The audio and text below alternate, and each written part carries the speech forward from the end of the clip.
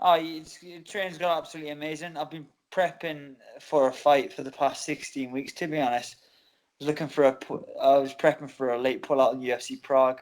Then I was ready for any pullouts in UFC London. And then I found out about the Dalby defense about 13 weeks in advance. So I've been training hard, man. I've been sparring some beasts up here. I did helped out Till with his training camp. I've been working a lot of Leon Edwards, Fabian Edwards, doing a lot of my guys up here, Chris Duncan, my guys up at H. I feel beast, man. I'm gonna run through this guy. I saw recently with the Cage Warriors Instagram takeover. Uh, you were swimming in Loch Ness. You were deadlifting. Are these all standard practice, or is this something new that you're doing specifically for Dalby? You know what? I always do mental toughening things. I've talked about my mental strength throughout my whole career, and I'll stand by it now. It'll get me through anything. I think I know my skills are good enough to beat Derby, but I know my mental strength is unmatchable by anyone on the planet. So yeah, I had a dip in the Loch Ness, so it was a bit nippy, man. But I compared it to being in a fight, an uncomfortable situation, controlling your breathing, calming your mind, and just getting on Yeah. with the job. Strength and conditioning is just a standard procedure, man. That's why I throw these people around. That's gonna be the same with Derby. With you training for 13 weeks for this fight, is there any risk of injury? What's your sort of rest and recovery situation like at the minute? Yeah, I've had to take a couple of like 3 or 4 day breaks. Uh, just for just to mentally relax more than anything, because I don't want to peak too early. I train all the time. I could take a fight in like 3 or 4 weeks' notice if I needed to be. That's why I was Mm. wanting to get the UFC Prague fight.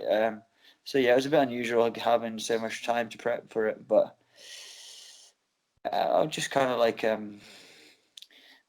done it smartly, So I haven't got any injuries going into this fight. I was badly injured going into the last fight again for the title, but I'm just that's my last heavy sparring session done tonight.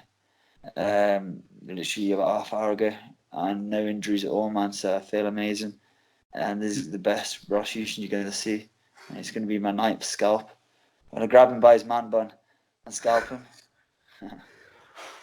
So, what is it that you do when you are on your downtime to sort of get away from MMA? What is it you do to sort of clear your mind? You know what? I used to, I'm quite the gamer, you know. So I'm big into my games and all that. To be honest, Yeah, I used to be massive into my RPGs and then like old school like Final Fantasies and all that. I don't even heard of them. yeah, So that's sort of I used to play that hours upon hours, and then I remember like RuneScape back in the day, stuff like that. So I can't, I'm trying to think what game I've been on lately. We haven't got a lot of time for it now because I'm like fucking hell. This fighting stuff's taking over my life a wee bit, so yeah, I've got to put the work in. But I do like to do that, and I kind of like soon they're making it. There's a remake coming out of Final Fantasy VII, which is a class one, so I'm gonna buy yeah. that. I think it's coming out next year though. Um, but I like stuff like that.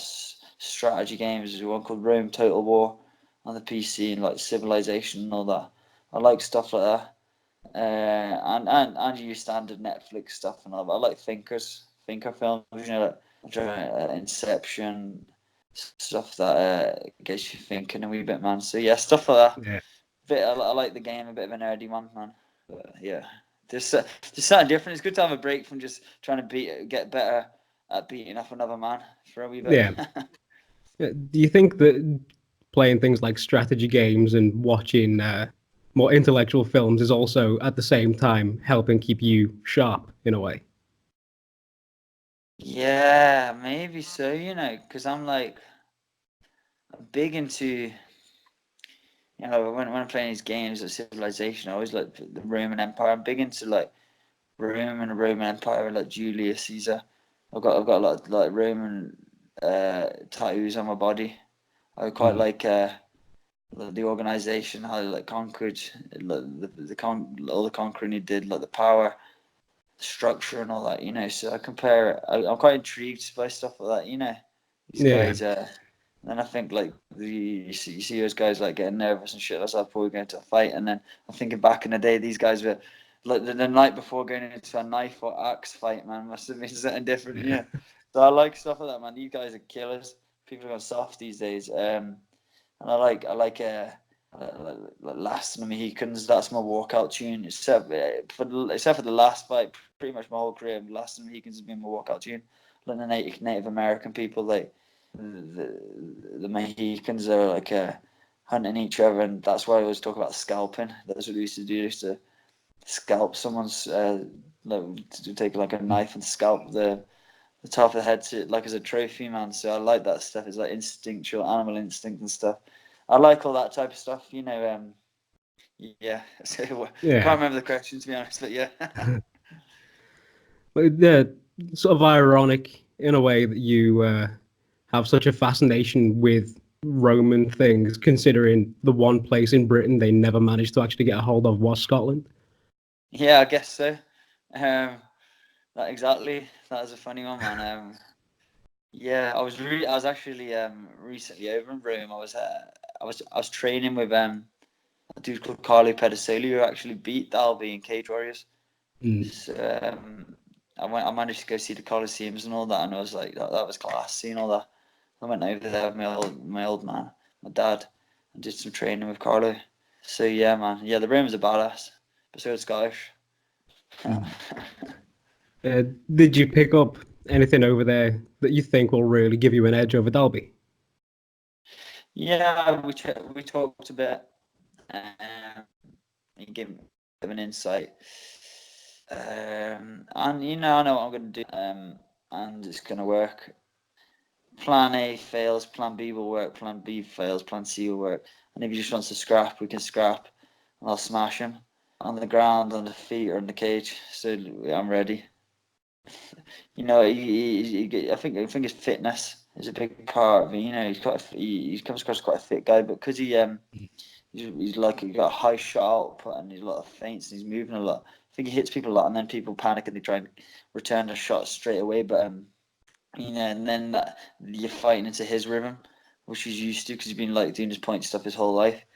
So I think that makes his cardio look better than it is, man. But you know, he goes on about pressure and pushing people back, but we'll see. And he's saying, "Oh, will Ross be able to handle the pressure?" And I'm like, "Will you be able to handle the pressure, man? Because I ain't taking the backward step. I'm gonna be in your face, and you can try one of those fancy kicks when you're on the back foot, with your back against the cage. We'll see."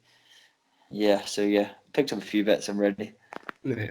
Do you think that his sort of long karate style stance will leave him open to getting taken down and just manipulated on the ground, or? Um. You know, he needs to watch. You know, he's obviously decent all round. Sure, he kicks and all that. You know, I counter him. Or you know, you gotta be comfortable being off your back as well. I guess you know. I'll fight wherever, man. I'll fight a stand-up ground or cage, man. But obviously the kicking's got pros and cons, as has everything, to be honest. Yeah. But you know, there's pros and cons to every single style, I guess. But my style is just gonna be too much for him. And I think Dalby is probably one of the more experienced fighters that you'll have gone up against with, I think, a total of 21 fights so far. Do you think that's going to be any sort of problem, or do you think it's just a bigger scalp to add to your collection when you win? No problem at all, man. It's just another day in the office. Training with these guys, I'm better all the time. Um, yeah, his experience doesn't phase me. The fact it's on a big show doesn't phase me. In fact, the belts and all that crap, you forget about them. That doesn't phase me. The fact that people are talking about UFC and the line, that doesn't phase me. I'm just thinking me against him. And like I said, I'm mentally stronger than anyone on the planet when it comes to fighting. So it's not gonna phase me at all. And yeah, he's gonna see that from the weigh-ins. You know, as soon as he sees me, be up in his face, power posturing, and he'll know he's a step too far. Do you think the call up to the UFC is definitely there if you get the win? I'd imagine so. You tell me. I guess so. Like I can't imagine there's many better guys outside of the big promotions that I could take out in Europe anyway. So once I beat Dalby, I think I'll have, you know, I'll have shown everyone that I'm on that level and more. You know, I'll make a statement in this fight. I'm gonna make a statement, put it on him, and finish him, and yeah. I think that'll be the way, man. But we'll take it one step at a time. I'll concentrate Dalby first, and then just whatever happens. Are you holding out for a call up from the UFC, or would you entertain the idea of going to Bellator or One if they came calling? Now UFC's top trumps. That was the dream at the start. So I didn't get it for money. So that UFC's where I want to get. That's where I'm gonna get. So that's number one. And I don't need to change the path like for anything like financial. That maybe could come later down the line if I ever decided to do that. Mm. Who in the UFC welterweight division, if you do get the call up, would you ideally want as your first UFC opponent?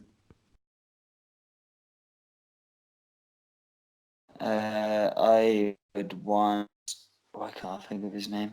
Caught me a bad time after sparring here. Mickey Gall. Mickey Gall. I'll get Mickey Gall's debut. Beat Mickey Gall. Then I want Diego Sanchez. Beat Diego Sanchez.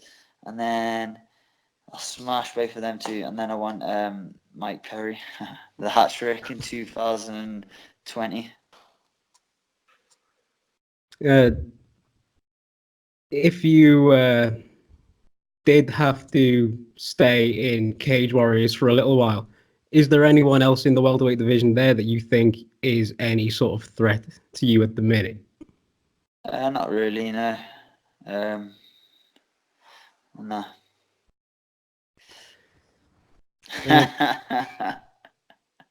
And I know you wanted to fight Dalby originally in Scotland, but a Scottish Cage Warriors card just hasn't materialized.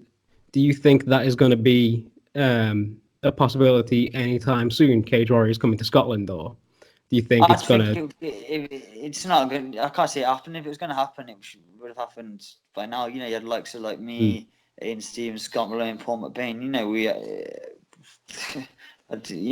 had just as good guys as the Welsh card. If not better.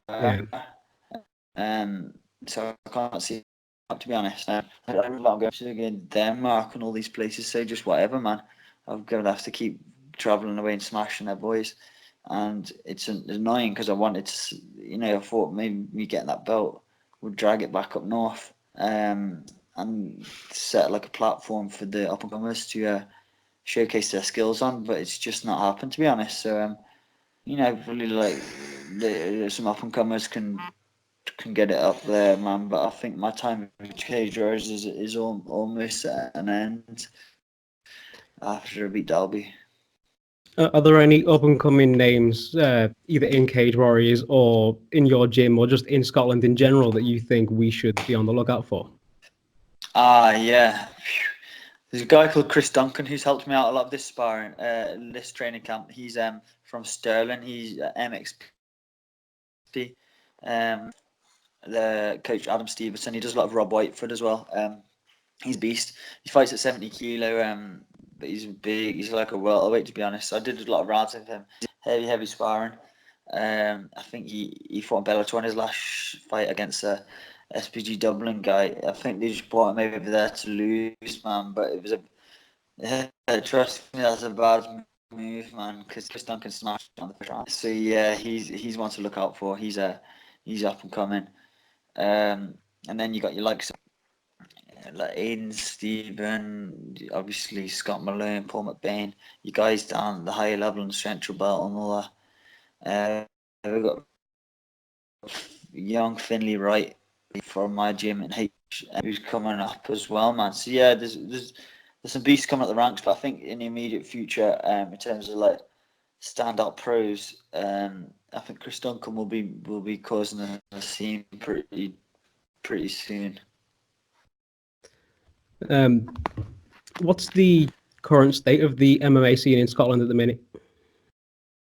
I think it's on the rise, you know. I think we got our staple guys in the UFC, like Jojo, Stevie Ray, Paul Craig. They're all doing all right, representing.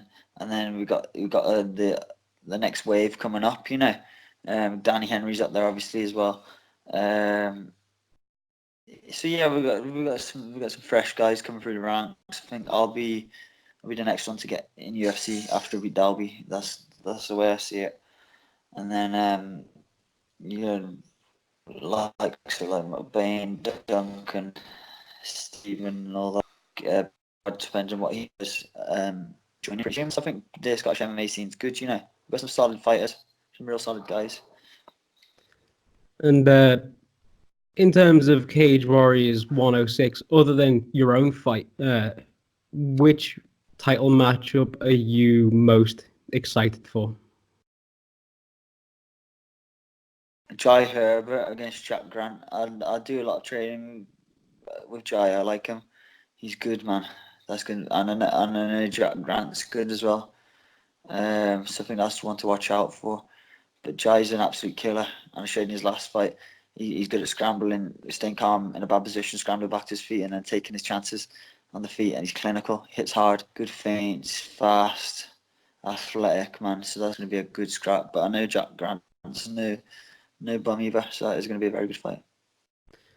What do you think of Soren back leaving lightweight, getting the interim featherweight, and then leaving there because he doesn't want to fight Truman anymore? I don't know what was the situation. I think it was back beat Paddy Pimblett for the lightweight belt. Yeah. Vacated that to fight for the interim featherweight belt and was due to fight Dean Truman, but then vacated the featherweight interim belt as well. So he's no longer in the picture. Is he fighting for the lightweight belt?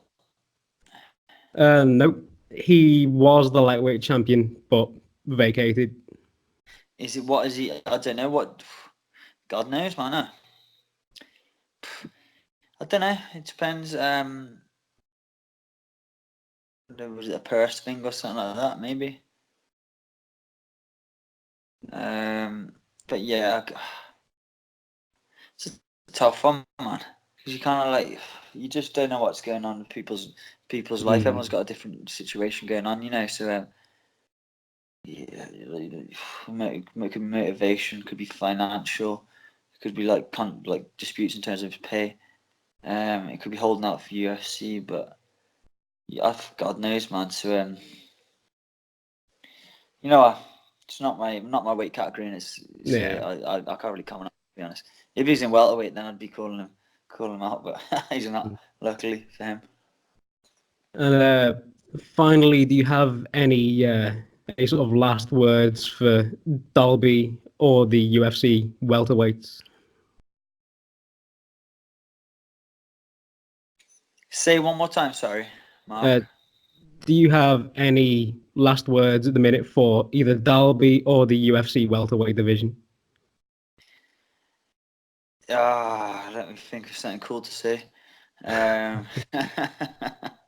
We need the soundbite You for know this one. what?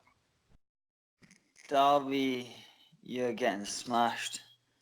Trust me, and I think you're underestimating me. And don't judge me from watching my fights, because it's a whole different thing when you're stuck in a cage with me and I'm towering over you, putting that pressure on you like an animal. I'm gonna hunt you, man. Grab you and finish you. I'll see you in there. There's nothing personal there. And yeah, UFC welterweights, watch out, I'm coming. Yeah. That's great, thanks. No sweat, bro. That was good fun.